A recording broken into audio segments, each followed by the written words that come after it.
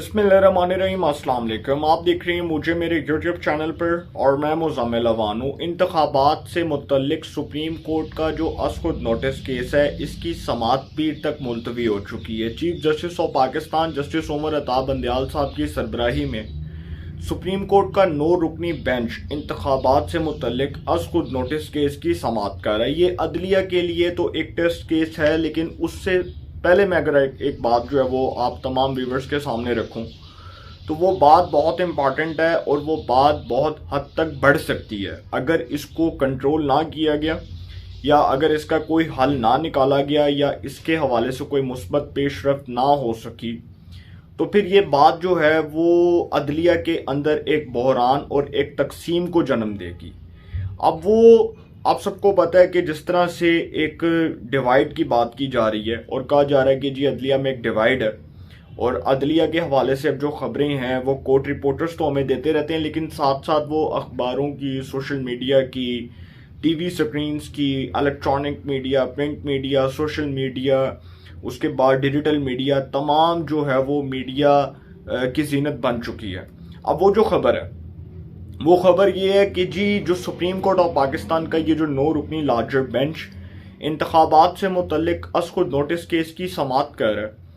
इसमें सबसे पहले तो 2 जजेस के ऊपर एतराज़ आ चुका है तमाम हकूमती इत्तेहादी जमातों का। पाकिस्तान डेमोक्रेटिक मूवमेंट की तमाम इत्तेहादी जमातों का एतराज़ आ चुका है। पाकिस्तान पीपल्स पार्टी की जानिब से जो वकील हैं सेनेटर फारूक एच नाइक साहब, उन्होंने अदालत में, भरी अदालत में ये एतराज़ उठा दिया कि जस्टिस मुज़ाहिर अकबर नकवी और जस्टिस एजाजुल एहसन 2 ऑनरेबल जजेस खुद को इस बेंच से अलहदा कर लें, क्योंकि उनके ऊपर इल्ज़ाम ये है कि वो दोनों जो हैं वो, अब मैंने ये बात कर रहा, जो सियासी जमातें इल्ज़ाम लगा रही हैं वो कह रहे हैं कि जी ये बाइस्ड हैं। इससे पहले वो फैसला दे चुके हैं। मुस्लिम लीग नून भी जो है वो उन पर एतराज़ उठा चुकी है। मुस्लिम लीग नून की जानिब से बैरिस्टर उस्मान अवान साहब जो हैं वो वकालत कर रहे हैं, पाकिस्तान पीपल्स पार्टी की जानिब से फारूक एच नाइक, जबकि JUI जमीयत उलमा इस्लाम की जानिब से बैरिस्टर सेनेटर कामरान मुर्तज़ा साहब। अब ये जो तमाम पॉलिटिकल पार्टीज़ हैं उन्होंने यकजा होकर, तमाम हकूमती इत्तेहादी जमातें, उन्होंने यकजा होकर ये फैसला किया कि जस्टिस मुज़ाहिर अकबर नकवी साहब, जिनकी अभी हाल ही में ऑडियो लीक हुई और वो जो ऑडियो थी वो बड़ी तहलका खेज़ ऑडियो थी, जस्टिस मुज़ाहिर अकबर नकवी साहब की परवेज़ इलाही साहब के साथ ऑडियो लीक हुई। फिर उस ऑडियो के अंदर जिस तरह से परवेज़ इलाही साहब फरमा रहे हैं कि वो मोहम्मद खान पट्टीदा जिहड़ा केस है वो मुज़ाहिर अकबर नकवी दे बेंच लवाना है, और फिर मुज़ाहिर अकबर नकवी साहब जो हैं वो भी उस ऑडियो में गुफ्तगू करते सुने जा सकते हैं। तो इसी तरह मरीम नवाज साहिबा ने सरगोदा के जलसे में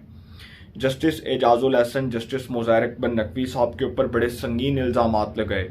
और जस्टिस एजाजुल एहसन साहब जो हैं उनके हवाले से ये बात बताता चलूँ कि वो उन बेंचेस का हिस्सा रहे हैं जिसमें मुस्लिम लीग नून के रहनुमाओं को सजाएं दी गई। जिस तरह से आप सबको शायद याद है कि दानियाल अजीज़ साहब को नाअहल करार दिया गया, तलाल चौधरी साहब को नाअहल करार दिया गया,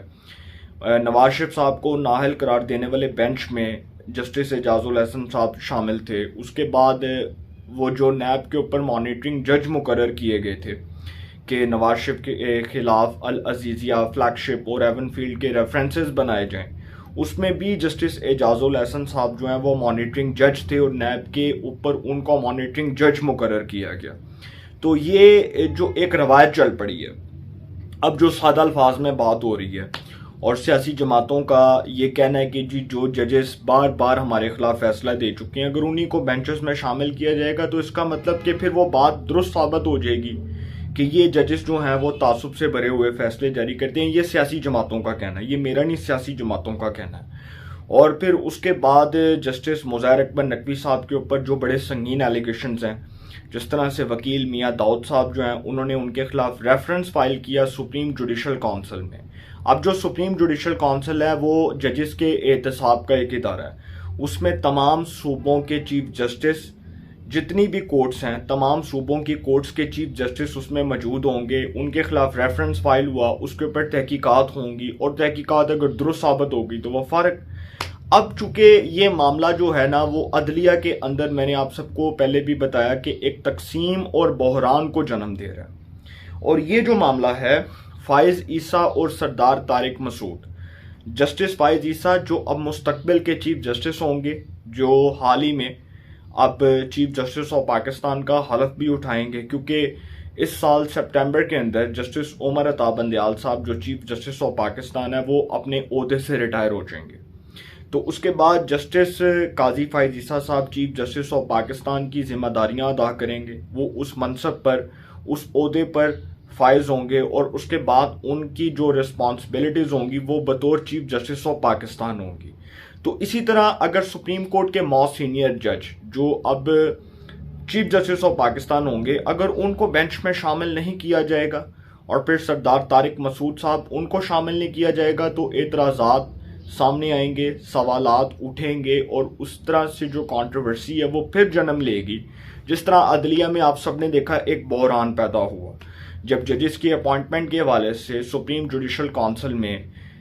जब इजलास होता था तो वज़ीर कानून और उस वक्त के जो अटॉर्नी जनरल थे अशतर औसाफ अली और वज़ीर कानून आज़म नज़ीर तारड़, उन्होंने चीफ जस्टिस के पेश करदा नामों की मुखालफत की, डंके की चोट पर मुखालफत की। उसके बाद जस्टिस सरदार तारिक ने और जस्टिस फाइज ईसा ने चीफ जस्टिस ऑफ पाकिस्तान को ख़त लिखा और उनको कहा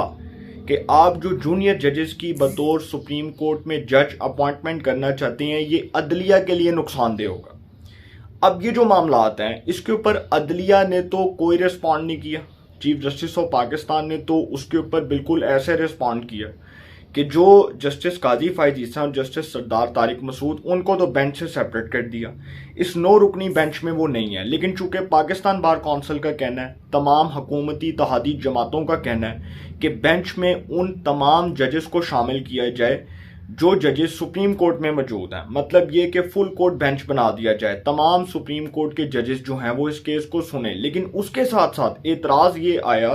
कि जस्टिस मुज़ाहिर अकबर नकवी और जस्टिस एजाजुल एहसन जिनके ऊपर संगीन इल्ज़ामात हैं कि वो बार बार तासुब से भरे फैसले दे चुके हैं, उनको बेंच से सेपरेट कर दिया जाए, उनको बेंच से अलहदा कर दिया जाए। अब ये जो इल्ज़ाम है ये मेरी नज़र में तो खैर बहुत संगीन नौइयत का इल्ज़ाम है और इसके ऊपर चीफ जस्टिस ऑफ पाकिस्तान कैसे जो है वो रिस्पॉन्ड करेंगे, इस हवाले से उन्होंने यहाँ तक कहा chief justice of Pakistan justice Umar Ata Bandial साहब ने कि वो पीर के दिन ये एतराज़ जो है उसको सुनेंगे, पीर के दिन वो देखेंगे कि ये एतराज़ क्यों किया जा रहा है। जबकि जस्टिस उमर अता बंदयाल साहब जो है उनके सामने फ़ारूक एच नाइक साहब ने उनकी अदालत में खड़े होकर इलेक्शन से मुतल्लिक अस खुद नोटिस केस की समाअत के दौरान जस्टिस मंसूर अली जो जस्टिस चीफ जस्टिस हैं हमारे उमर अता बंदयाल साहब, उनके सामने ये एतराज़ उठाया फ़ारूक एच नाइक साहब ने कि ये दोनों जजेस जो हैं वो ख़ुद को इस बेंच से अलहदा कर लें। अब जो पाकिस्तान बार काउंसिल का एलामिया आया उसमें पाकिस्तान बार काउंसिल भी यही बात करती है कि जस्टिस तारिक मसूद और जस्टिस फाइज ईसा साहब को शामिल किया जाए और दोनों जजेस को शामिल ना करना ये एक बदनीयती है। और ये भी कहा कि जस्टिस मुज़ाहिर अकबर नकवी साहब जो हैं वो रज़ाकाराना तौर पर खुद को इस बेंच से अलहदा कर लें। अब मैं आपको एक और बात बताता हूँ, जस्टिस जमाल खान मंदोखेल जो हैं उन्होंने अदलिया में जो शोर बरपा हो रहा था, जिस तरह से एक रोला पड़ा हुआ था कि जी अदलिया के अंदर ये मामला चल रहे हैं, अदलिया के अंदर ये चल रहा है, तो जब ये केस स्टार्ट हुआ तो उसी वक्त उन्होंने इस बेंच की तश्कील नौ पर एतराज़ात उठा दिए और उन्होंने कहा कि ये जो इलेक्शन से मुतल्लिक अस खुद नोटिस है इसके ऊपर उन्होंने जो अपना इख्तलाफी नोट लिखा है, उन्होंने कहा कि ये जो इख्तलाफी नोट है ये चीफ जस्टिस ऑफ पाकिस्तान ने खुद अस खुद नोटिस नहीं लिया। उनको कहा गया जो गुलाम महमूद डोगर तबादला केस है उसके अंदर आप सबको शायद याद है कि गुलाम महमूद डोगर जो CCPO लाहौर था उस केस में, उसके तबादला केस में सुप्रीम कोर्ट ऑफ पाकिस्तान के जो 2 जजेस हैं जस्टिस मुज़ाहिर अकबर नकवी और जस्टिस एजाजुल एहसन, उन्होंने चीफ जस्टिस ऑफ पाकिस्तान से ये रिक्वेस्ट की, उमर अता बंदयाल साहब से ये इल्तिजा की कि वो इस केस में अस खुद नोटिस लें। अब वो जो मामला है चूँकि वो अस खुद नोटिस की तरफ गया और वो जो अस खुद नोटिस था उसके ऊपर जिस तरह से रिस्पॉन्ड किया गया, अब उसके ऊपर मैं एक और बात बताता चलूं कि जो इख्तलाफी नोट है उसके लास्ट पे क्या लिखा हुआ है। जो जस्टिस जमाल खान मंदोखेल का इख्तलाफी नोट है उसमें लिखा हुआ है कि यहाँ ये मामला काबिल जिक्र है कि ऑडियो रिकॉर्डिंग्स मंजर आम पर आई। एक रिकॉर्डिंग में आबिद जुबैरी साबिक वज़ीर आला पंजाब परवेज लाई से ज़ेरे इल्तवा केस से मुतल्लिक बात कर रहे हैं। और ये जो जमाल खान मंदोखेल साहब का इख्तलाफी नोट है ये पढ़कर आपको मैं सुना रहा हूँ। गुलाम महमूद डोगर से मुतल्लिक ऑडियो का आना इंतहाई संजीदा मामला है। इन तमाम हालात के तनाजुर में चीफ जस्टिस को खुद नोटिस लेने के लिए मामला भेजना दुरुस्त नहीं। अब ये मामला किसने भेजा? जस्टिस मुज़ाहिर अकबर नकवी और जस्टिस एजाजुल एहसन ने। और ये भी पता चला कि समाअत जो है जब मुकम्मल हुई तो जस्टिस जमाल खान मंदोखेल और जस्टिस मुज़ाहिर अकबर नकवी के अंदर शदीद झड़प भी हुई और कुछ सख्त जुमलों का भी तबादला हुआ। लेकिन सर देखें, जो चीफ जस्टिस हैं वो बहुत काबिल एहतराम हैं, बहुत डिग्निटी वाले, बहुत रिस्पेक्ट वाले और बहुत ऑनरेबल इंसान है। लेकिन ये किसी तरह भी अगर इस रवायत को परवान चढ़ाया जाएगा कि सुप्रीम कोर्ट के वो जजेस जिनको नज़रअंदाज करके जूनियर जजेस को बिठा दिया जाए, फिर वो जूनियर जजेस बैठकर केस सुने, तो सर फिर अदलिया के जो है ना वो मामलात के ऊपर, अदलिया के कंडक्ट के ऊपर सवालात उठते हैं। अब वो जो मामला है वो यही है कि चीफ जस्टिस के लिए फुल कोर्ट बेंच बनाना जो है वो एक इम्तहान है, वो उनके लिए टेस्ट केस है। कैसे कि एक जानिब तो उन्होंने फायद ईसा को और सरदार तारिक मसूद साहब को शामिल नहीं किया, जो दो बड़े डिग्निटी वाले जजेस हैं, ठीक है, बहुत कॉम्पिटेंट जजेस हैं, उनके फैसले बोलते हैं। लेकिन साथ साथ उन्होंने वो जो 9 रुकनी बेंच बनाया उसमें भी एतराज़ आ चुका है। जस्टिस जमाल खान मंदोखेल अपना एक इख्तलाफी नोट लिख चुकी हैं। फिर उसके बाद जस्टिस याया अफरीदी जो है उनका फैसला बहुत अहमियत का हामिल होगा। इसी तरह जस्टिस मंसूर अली शाह और जस्टिस अतर मिनिल्ला,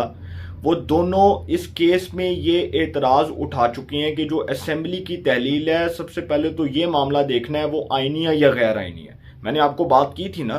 कि असेंबली किसी के बाप की जागीर तो नहीं है जिसका दिल किया तोड़ दिया। और फिर परवेज लाई साहब इतने दोगले सियासतदान निकले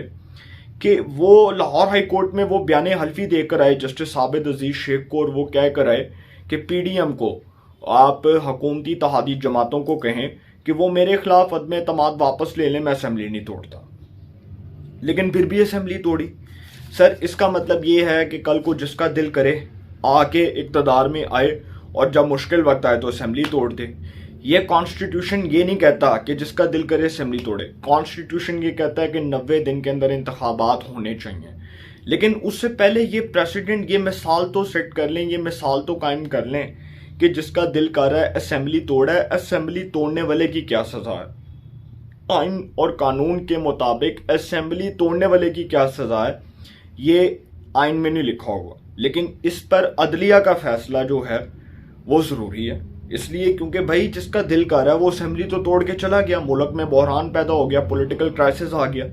और वो असेंबली तोड़ने के नुकसानात क्या हुए कि इस वक्त इलेक्शन कमीशन के पास पैसा नहीं है, इलेक्शन कमीशन के पास वसाइल नहीं है, इलेक्शन कमीशन ऑफ पाकिस्तान के पास कोई ऐसा मैकेनिज्म नहीं है कि वो इलेक्शंस करवा सके। तो जब इलेक्शंस के लिए कुछ भी नहीं है तो इलेक्शन कमीशन ऑफ पाकिस्तान एक ऐसे वक्त में है जब अदलिया अदालती एहलकार देने से गुरेज कर रही है, माजरत कर चुकी है,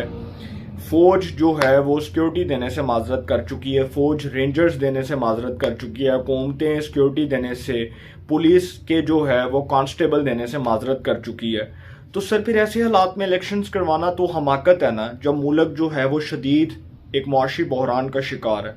एक पॉलिटिकल क्राइसिस है, पाकिस्तान के हालात जो हैं वो दिन ब दिन नाजुक सूरत हाल की जानिब बढ़ रहे हैं, तो हम इलेक्शंस की तरफ जाने की बात कर रहे हैं, तो इलेक्शंस करवाना बहुत बड़ी हमाकत है, ये ब्लंडर है। और अब देखते हैं अदलिया का क्या फैसला आता है। लेकिन चीफ जस्टिस के लिए खुद नोटिस केस में फुल कोर्ट बेंच बनाना बहुत ज़रूरी है। अगर वो नहीं बनाएंगे तो सवालात उठेंगे, और अगर वो नहीं बनाएंगे तो शोर बर्पा होगा, और अगर वो नहीं बनाएंगे तो फिर सिर्फ सियासी जमातें नहीं, फिर वकला बरादरी जो है वो प्रोटेस्ट करेगी, और बहुत मुश्किल हो जाएगा इस अदलिया के प्रोसेस को आगे बढ़ाकर आगे लेकर चलना, इसको कंटिन्यू करना, इसको आगे जो है वो इसका जो पूरा प्रोसेस है वो कंट्रोवर्शियल हो जाएगा, इल्ज़ामात लगेंगे, इल्ज़ामात के साथ साथ जो है वो संगीन इल्ज़ामात के साथ साथ फिर जजेस जो हैं उनके ऊपर उंगलियां उठेंगी, तो बेहतर है कि चीफ जस्टिस साहब फुल कोर्ट बेंच बना दें। और मुझे भी यही लग रहा है कि शायद फुल कोर्ट बेंच बन जाए, और अगर नहीं बनता